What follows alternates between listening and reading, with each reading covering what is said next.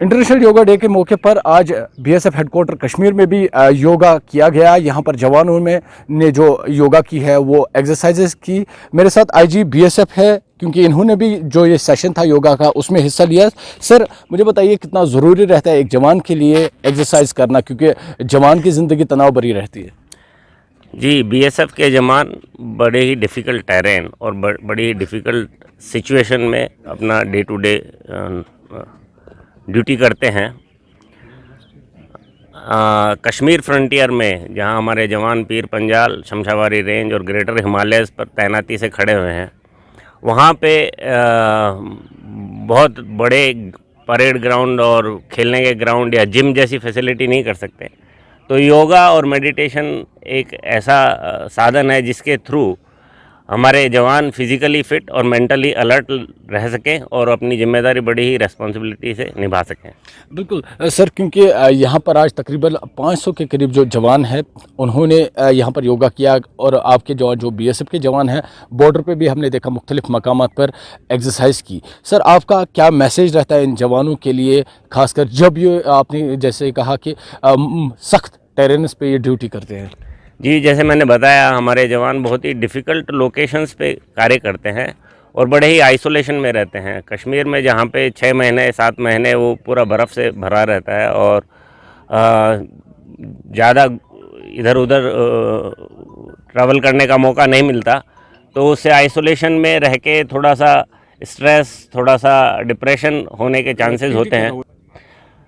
सो हम रेगुलरली कोशिश करते हैं कि हमारे जवान डेली बेसिस पर योगा और मेडिटेशन में अपना ध्यान दें, और वो लगातार हम अपने फॉरवर्ड लोकेशन से जवानों को बुला के ट्रेन भी करते हैं, जिससे कि वो बड़ी फिज़िकल फिटनेस और मेंटल अलर्टनेस से अपना काम कर सकें। बिल्कुल सर, क्योंकि अब अमरनाथ यात्रा है, यहाँ पर पीस है अब, लेकिन किस तरह से इस बार आप तैयारी कर रहे हैं यहाँ पर, जिस तरह से अमरनाथ यात्रा है उसे पीसफुल अंदाज में मुनक़्क़द करने का, उसे पीसफुल अंदाज में उसे ऑर्गेनाइज करने का?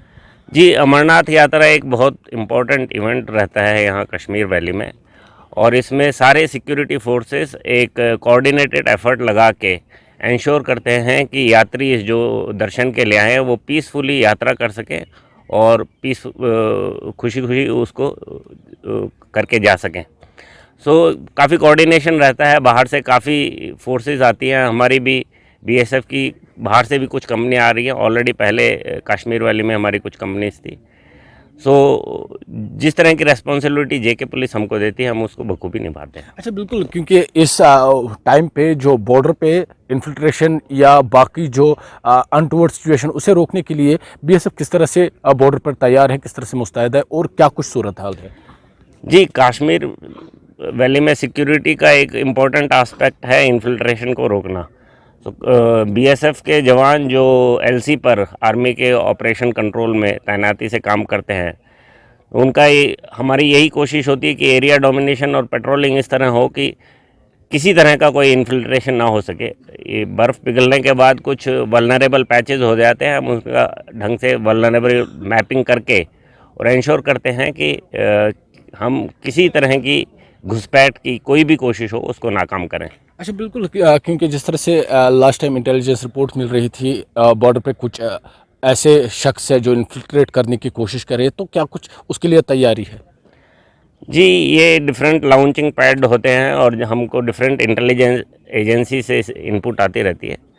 सो उन पैड से कौन से जनरली रूट्स अख्तियार किए जाते हैं और उन रूट्स को हम कवर करते हैं, एम्बुशेस लगाते हैं, इंश्योर करते हैं कि किसी तरह का घुसपैठ हो ना पाए। Thank you so much sir. तो ये थे आईजी बीएसएफ अशोक यादव हमारे साथ। इन्होंने आज यहाँ पर योगा किया। इनके साथ करीब 500 के जो बीएसएफ के जवान थे उन्होंने योगा एक्सरसाइज की। हालांकि इन्होंने सिक्योरिटी के हवाले से बात की। इनका कहना था जिस तरह से जिन सिचुएशन में बीएसएफ का जवान काम करता है, ऐसे में इस तरह की जो एक्सरसाइज है काफ़ी ज़रूरी है। हालांकि उन्होंने ये भी कहा बीएसएफ बॉर्डर पर तैनात है, मुस्तैदी से काम कर रहे हैं और किसी भी इन्फिल्ट्रेशन या किसी भी अनटूवर्ड सिचुएशन को रोकने के लिए वो हमेशा तैयार रहते हैं। न्यूज़ 18 के लिए बड़गाम से मैं आबिद हुसैन।